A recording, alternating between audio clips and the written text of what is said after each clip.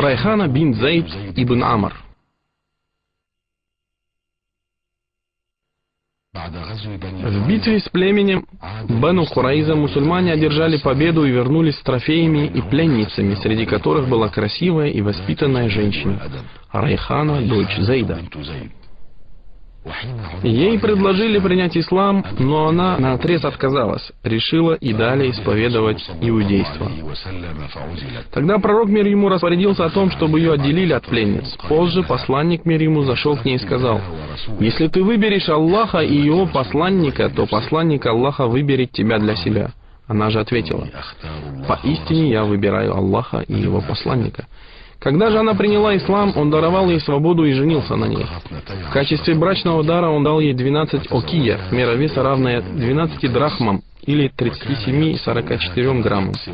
Супружеская жизнь Райханы с пророком, мир ему, началась в доме Аль-Мунзира ибн Кайса.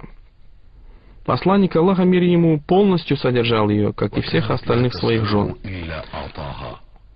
Он также велел ей покрыться. Мухаммад, мир ему, никогда не отказывал ей ни в чем. Когда же Райхана надела хиджаб, ее охватил порыв ревности, и посланник, мир ему, немедля сказал ей один раз, что она разведена.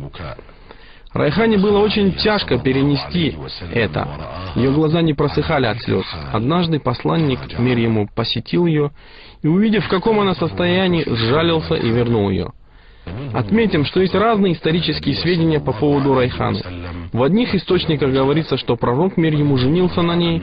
Другие утверждают, что посланник, мир ему, предложил ей выйти за него замуж и покрыться, однако она сказала ему: «Лучше оставь меня своей невольницей, так будет легче и тебе, и мне». И посланник, мир ему, оставил ее и не вступал с ней в близость.